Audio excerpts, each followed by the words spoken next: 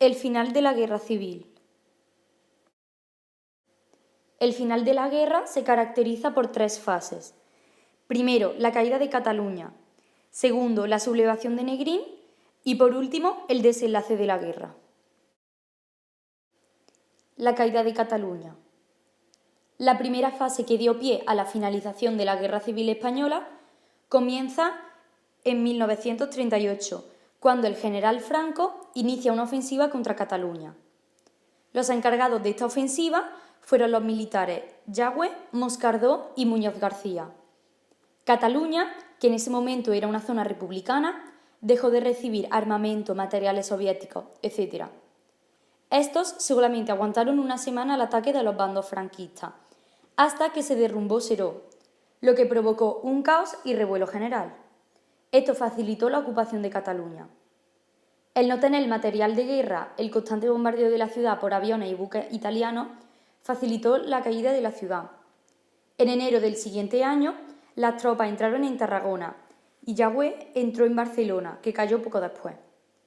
Tras esos sucesos, el gobierno se trasladó a Girona. Esta caída trajo como consecuencia el reconocimiento diplomático del gobierno de Franco. Y ante esto, Azaña dimitió como presidente de la República el 27 de febrero del 39.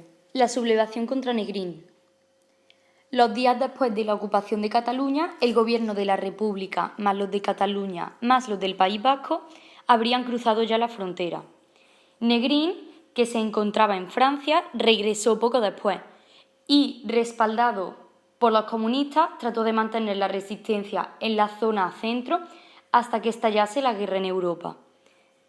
Pero en el bando republicano se acentuó la rivalidad en torno a dos posturas sobre qué hacer con la guerra. Primeramente, la resistencia. Era la postura que tanto el propio Negrín como sus partidarios, que eran fundamentalmente los comunistas, como ya he dicho anteriormente, y una pequeña parte de los socialistas, fue la que adoptaron.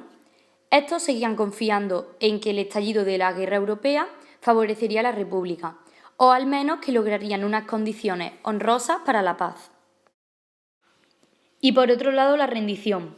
Esta era la posición que defendían tanto los anarquistas de la CNT como la rama socialista de Julián Besteiro, además del apoyo de la mayoría de los bandos militares, entre los que destacó el jefe del Ejército del Centro, el coronel Segismundo Casado. El propio Franco animó a todas estas iniciativas y prometió clemencia y ciertas concesiones si se derrocaba al gobierno de Negrín.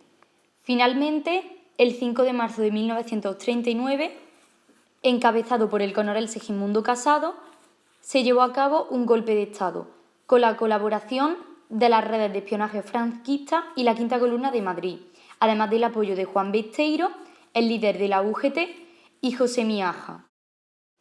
Este golpe de Estado triunfó tras desencadenarse en Madrid una guerra civil, dentro de la guerra civil entre las fuerzas casadistas y los partidarios de la política resistencia de Negrín. Se creó el Consejo Nacional de Defensa, presidido por Miaja, y también se ordenó la detención y la ejecución de comunistas y militares ligados a Negrín, que decidieron abandonar España para escapar de la represión. Y ya como última fase, el desenlace de la guerra. Coronel Casado había estado manteniendo conversaciones secretas con anterioridad a su golpe de Estado con Franco. Sin embargo, este solamente quería y aceptaría una rendición sin paliativos y sin ningún tipo de condiciones. Finalmente, el 26 de marzo, las tropas franquistas iniciaron su ofensiva final, conocida como de la Victoria. El 28 de marzo de ese mismo año se produjo la caída de Madrid, una ciudad que había estado sometida a bombardeos constantes y que ya no podría soportar más, pues estaba completamente agotada. Seguidamente, las tropas franquistas entraron en el resto de las plazas en poder de los republicanos, como eran Jaén, Ciudad Real, Albacete, Valencia y Murcia. La última ciudad en ser tomada por los sublevados fue Alicante, donde, debido a una promesa de evacuación, se habían agolpado miles de combatientes y civiles republicanos. Esta promesa fue impedida por los barcos franquistas que bloqueaban el acceso al puerto. La ciudad de Alicante cayó el 31 de marzo y el 1 de abril de 1939 Franco firmó el último parte de guerra.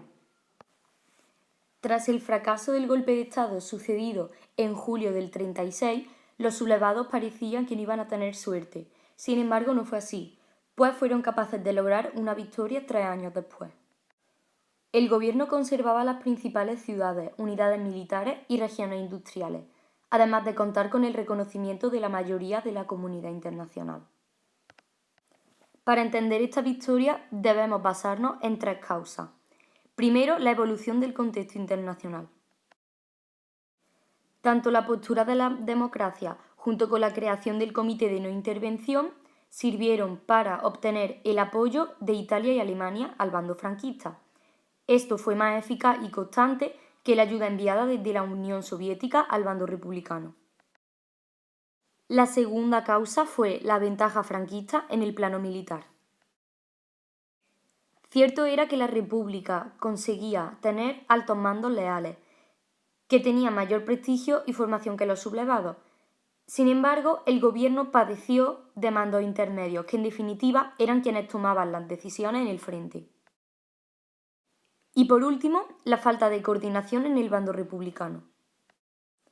Debido a la disciplina de los sublevados, el gobierno republicano tuvo que afrontar constantes divisiones internas.